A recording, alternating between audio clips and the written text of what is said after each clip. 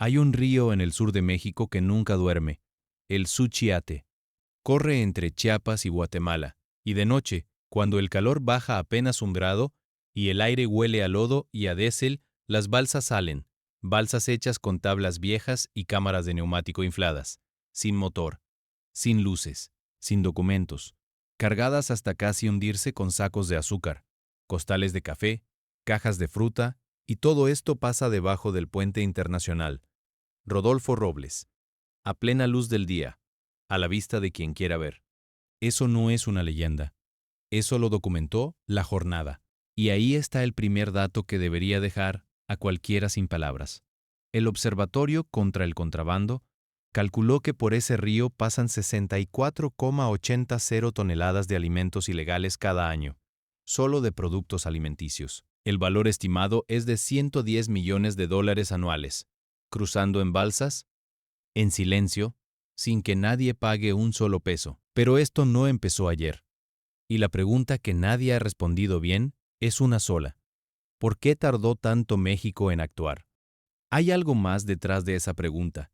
Algo que conecta un río chapaneco con un puerto en Veracruz, con un saco de café que dice Producto Mexicano, pero salió de Honduras, con ingenios guatemaltecos, cuyos productos llegaron hasta la central de abasto de Iztapalapa sin pagar un centavo de arancel.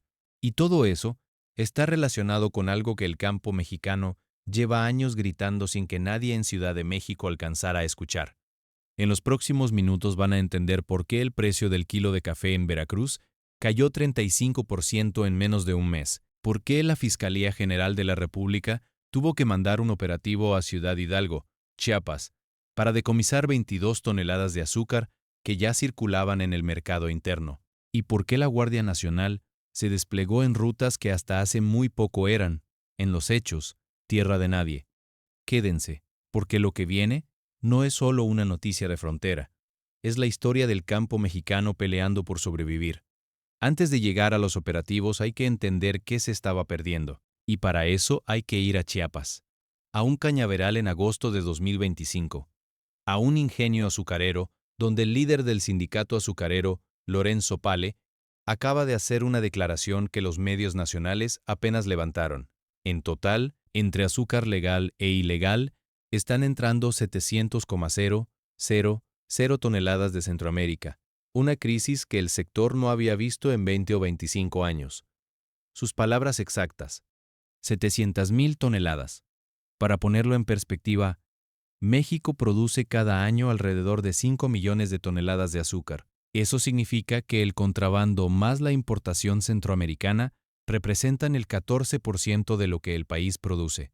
Y ese 14% está llegando a precios que los cañeros mexicanos no pueden igualar, porque Guatemala subsidia su producción, paga salarios mucho menores y opera ingenios que llevan décadas optimizados para exportar a bajo costo. El problema no fue que Guatemala produjera más barato. El problema fue cómo entró ese azúcar. La Cámara Nacional de la Industria Azucarera denunció algo muy concreto.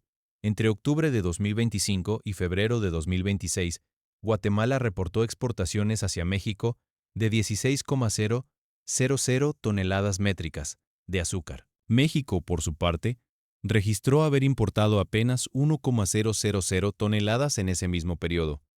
Hay una discrepancia de 15,000 toneladas, 15,000 toneladas que Guatemala dice haber enviado, pero que México no tiene registradas como importación legal, y el arancel que se evadió para esas 15,000 toneladas era del 156%. 156%. Ese es el impuesto que pagas si quieres traer azúcar guatemalteca a México, de forma legal. Y quien lo evadió no pagó un centavo. ¿Cómo lo detectaron? La Fiscalía General de la República mandó un operativo cerca de la aduana de Ciudad Hidalgo y aseguró un tractocamión con 22 toneladas de azúcar. El azúcar tenía origen comprobable, el ingenio guatemalteco Palo Gordo. Y no fue el único. Productos de los ingenios Santa Ana y La Unión también aparecieron rastreados en centrales de abasto de todo el país, incluyendo Iztapalapa, en el corazón de la Ciudad de México. Piénsenlo así. Alguien sacó azúcar de Guatemala, la cruzó en balsas o por caminos clandestinos en Chiapas, La metió a la cadena de distribución nacional y la fue moviendo hasta llegar a la capital. Y nadie la paró hasta que la FGR intervino. Ahora viene la parte que conecta todo y que la mayoría de los análisis no están juntando, porque el azúcar guatemalteca es solo uno de los frentes. El otro viene de Honduras y afecta a algo que está en el corazón de la identidad productiva de Chiapas, Oaxaca y Veracruz: el café. Fernando Celis, asesor de la Coordinadora Nacional de Organizaciones Cafetaleras, lo dijo sin rodeos. Lo más grave que está pasando en el sector cafetalero mexicano es el ingreso masivo de café hondureño. Entre 1 millón y 1,5 millones de sacos al año pasan por Guatemala, cruzan a Chiapas, y ahí varias compañías los reembolsan.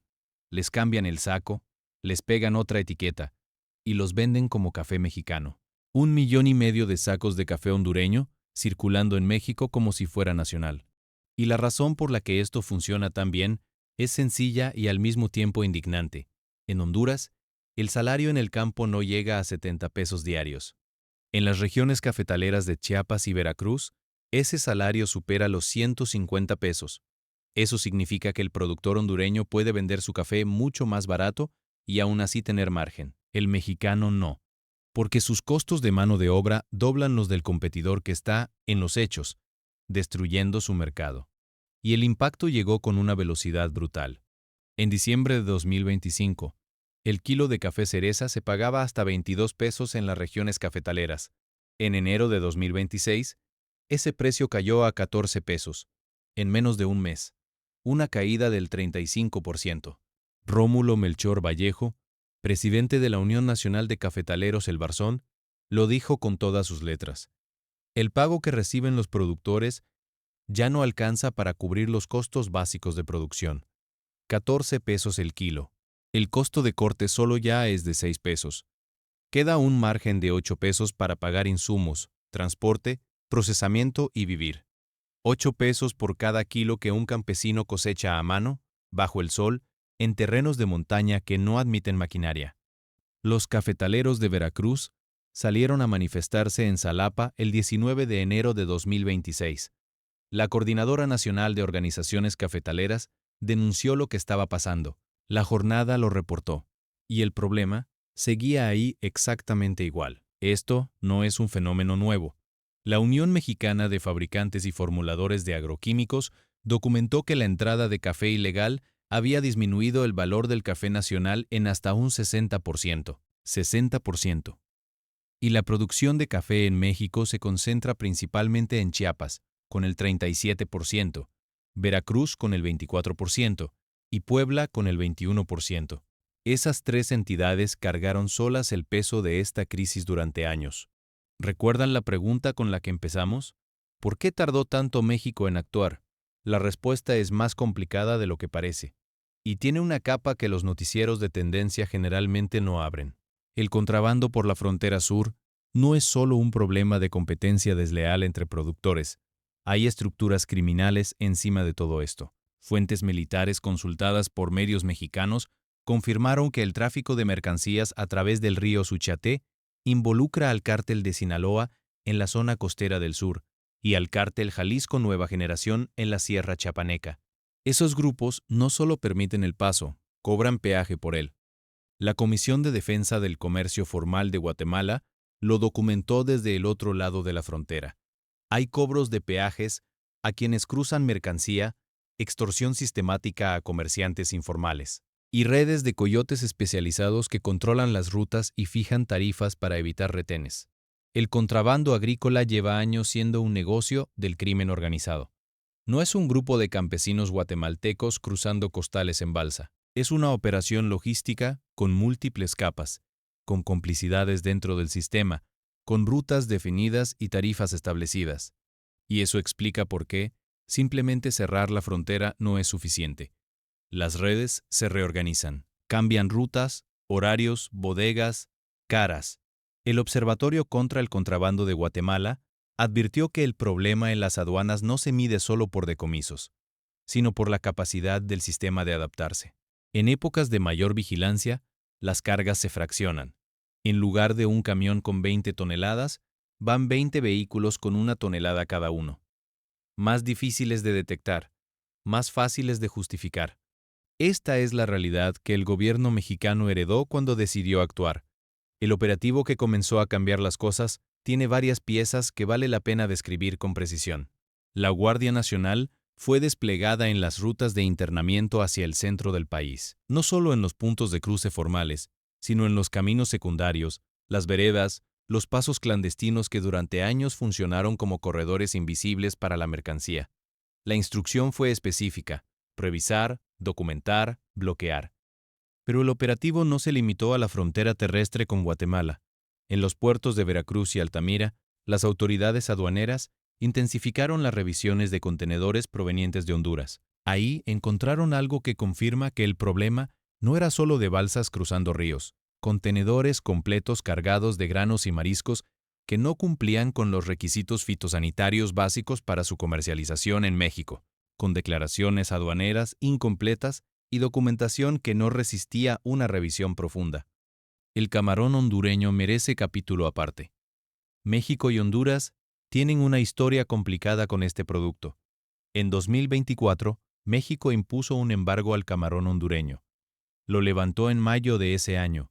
Durante 2025, las exportaciones de camarón hondureño hacia México crecieron entre 17% y 18%, pero a principios de 2026, el sector reportó una caída del 4.52 signo de porcentaje y una incertidumbre creciente en el mercado, precisamente porque las autoridades mexicanas volvieron a endurecer los controles. Los productores hondureños lo dijeron con toda claridad.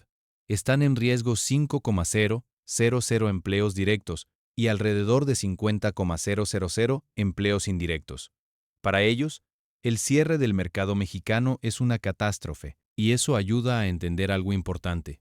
No toda la presión comercial centroamericana es contrabando. Parte es comercio legítimo que México está frenando por razones sanitarias y de protección al productor nacional. El matiz importa, aunque en las noticias de tendencia rara vez aparece. Vamos a los datos que más duelen, porque ahí está el verdadero tamaño del problema. Los productos guatemaltecos llegan al mercado mexicano entre un 30% y un 40% más baratos que los nacionales. Eso no es una ventaja competitiva normal. Es una brecha que ningún campesino mexicano puede cerrar trabajando más duro o invirtiendo más, porque la diferencia no viene de la eficiencia, viene de salarios más bajos en Guatemala, subsidios estatales que no existen en México para el productor pequeño, y sobre todo, de no pagar los aranceles que el sistema requiere. El plátano es otro ejemplo. El informador documentó en marzo de 2026 que el contrabando de plátano desde Guatemala también se había disparado. Los contrabandistas llegan constantemente a Ciudad Hidalgo, Tapachula y Suchiate, con cargamentos provenientes del otro lado. Los productores de Chiapas y Tabasco compiten contra ese precio imposible, y sus cosechas se quedan en el campo. Cuando una cosecha se queda en el campo, no es solo pérdida económica, es deuda, es hipoteca, es abandono de parcela. Es una familia que decide que ya no puede seguir en el campo y se va a la ciudad o al norte. Y eso tiene consecuencias que van mucho más allá del precio del plátano o del café. Erosiona el tejido productivo de regiones enteras que dependen de la agricultura como única fuente de ingreso. Lo que estaba pasando en Chiapas y Veracruz era eso, un vaciado silencioso. Aquí hay algo que la mayoría de los análisis tampoco está contando. El café hondureño que entra a México no solo perjudica al productor nacional, también le hace daño a la reputación del café mexicano en el mercado internacional. Cuando compañías compradoras mezclan café hondureño reembolsado con café de Chiapas o Veracruz y lo exportan como café mexicano, están degradando el producto. El café de Chiapas tiene perfil de taza propio, tiene denominación de origen en varias regiones, tiene un lugar en el mercado de especialidad que llevó décadas construir. Cuando ese café se mezcla con granos de otra procedencia sin declararlo, la trazabilidad se rompe. Y en el mercado de cafés de especialidad, la trazabilidad lo es todo. Honduras, según los registros del Instituto Nacional de Estadística hondureño, es uno de los mayores productores de café de América Central. Su producción creció sostenidamente entre 2021 y 2025, y al mismo tiempo que crecía su producción, Rabobank publicó en febrero de 2026 un informe que proyecta una producción mundial récord de 180 millones de sacos para la cosecha 2026 sobre 2027. Más producción global significa precios internacionales a la baja. Eso presiona aún más a los productores mexicanos, que ya estaban golpeados por el contrabando. La tormenta perfecta estaba armada, y los campesinos de Chiapas, Oaxaca y Veracruz estaban en el centro. Ahora viene la parte que pocos están leyendo con atención. Porque el operativo que México lanzó en la frontera sur no ocurre en el vacío. Ocurre en un contexto donde la presión comercial global y los aranceles de Estados Unidos también están afectando al café mexicano. Según análisis publicados por Anacafe, la Asociación Nacional del Café de Guatemala, México podría enfrentar un arancel del 30% al ingresar café a Estados Unidos, en el marco de la política comercial de la administración Trump. Si eso se concretara, sería un golpe doble. Por abajo, el contrabando deprimiendo los precios internos. Por arriba, los aranceles cerrando el principal mercado de exportación. Los caficultores de Chiapas, Oaxaca y Veracruz llevan décadas exportando a Estados Unidos sin aranceles gracias al TEMEC. Esa ventaja construyó una industria. Si desaparece, las consecuencias no se limitan al campo. Arrastran a toda la cadena de procesamiento, tostado, empaque y distribución que depende de ese flujo. Y mientras eso se define, el gobierno mexicano está apostando por cerrar la hemorragia interna primero, frenar el contrabando, proteger el mercado doméstico, darle al productor mexicano algo de estabilidad mínima desde adentro, mientras el frente externo se negocia. Si esa estrategia funciona, es difícil saberlo todavía. Lo que sí es claro es que la decisión llegó tarde. Años tarde. Hay un dato que resume todo lo que pasó en esta frontera durante años. El personal del INM y de la Guardia Nacional que recorría diariamente la ribera del Suchiate se limitaba a observar a distancia las balsas cargadas de mercancía. Lo reconoció un oficial consultado por la jornada con una frase que merece repetirse. Estaban ahí para labores migratorias, no para contrabando. Estaban parados frente al problema y miraban hacia otro lado porque su mandato era otro. Eso es burocracia. Eso es fragmentación institucional. Eso es lo que permite que 64,000 toneladas de alimentos crucen un río en balsas durante años, sin que nadie lo detenga de forma sistemática. Cuando la presidenta Claudia Sheinbaum instruyó a las autoridades a actuar, lo que cambió primero fue el mandato. La Guardia Nacional dejó de estar ahí solo para migración. La FGR entró al tema del azúcar. La Secretaría de Marina confrontó a grupos de contrabandistas en el Suchiate, con disparos al aire incluidos en febrero de 2026. 40 presuntos contrabandistas intentando cruzar combustible guatemalteco hacia México, resistiendo el operativo. 40 personas. En el río, de noche, con canecas de gasolina. Eso da la dimensión real de lo que se estaba normalizando en esa frontera. Y aquí está el dato que nadie está poniendo en el contexto correcto. Guatemala también sufre contrabando, pero el que le entra viene mayoritariamente de México. El experto consultado por Prensa Latina lo explicó. El 90% del contrabando que ingresa a Guatemala viene del lado mexicano, principalmente por el mismo río Suchiate. Mercancía diversa, granos básicos, bebidas, alimentos procesados. El flujo va en ambas direcciones. La frontera es una válvula que presiona hacia donde el precio es más conveniente. En épocas donde el precio de la gasolina sube en México, el combustible entra desde Guatemala.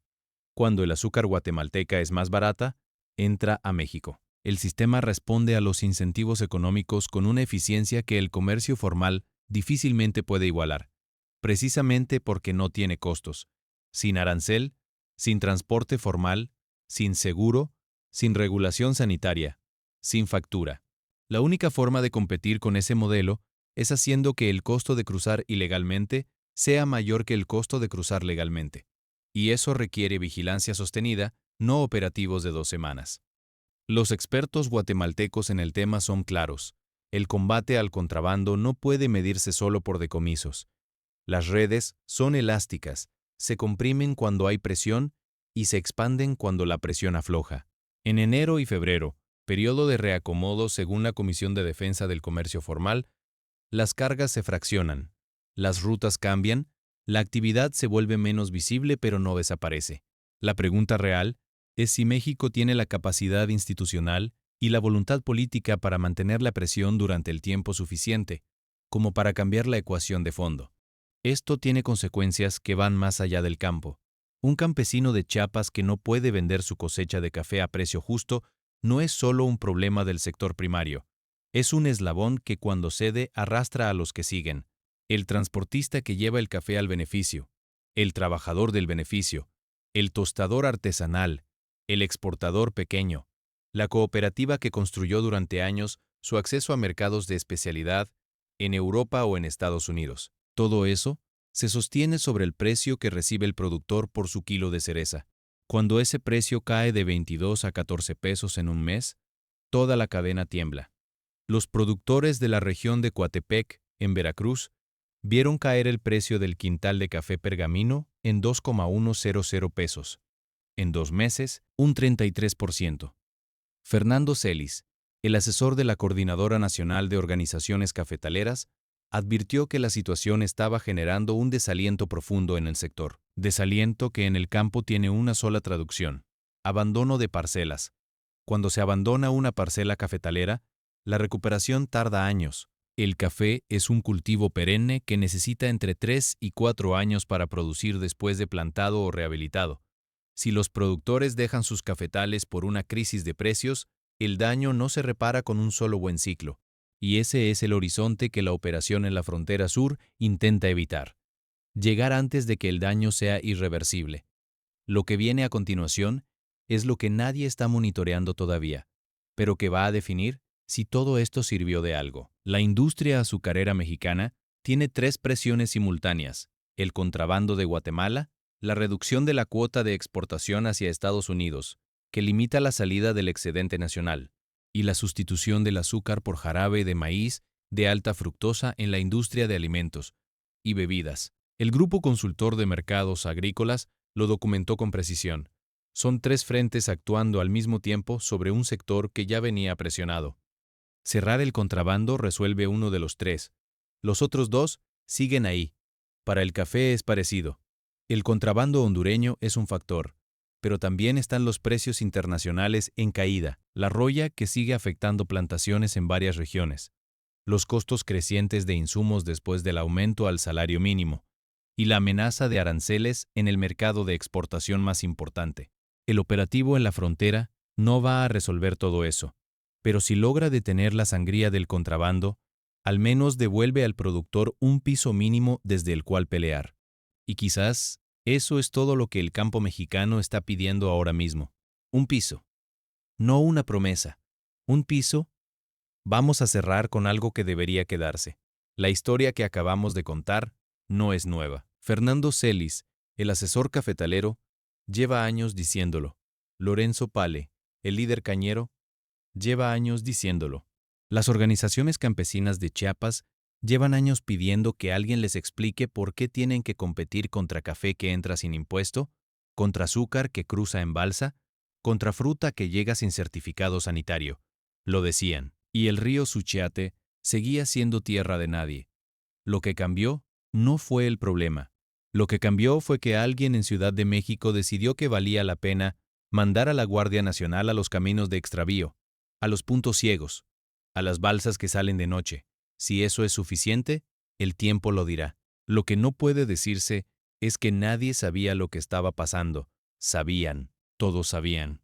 La pregunta que vale la pena hacerse ahora, mientras este tema sigue en movimiento, es cuánto de lo que se decomisó en estos operativos se tradujo en condena real, en ruta cerrada de verdad, en red desmantelada. Porque en la historia del contrabando organizado en México, los decomisos son el titular.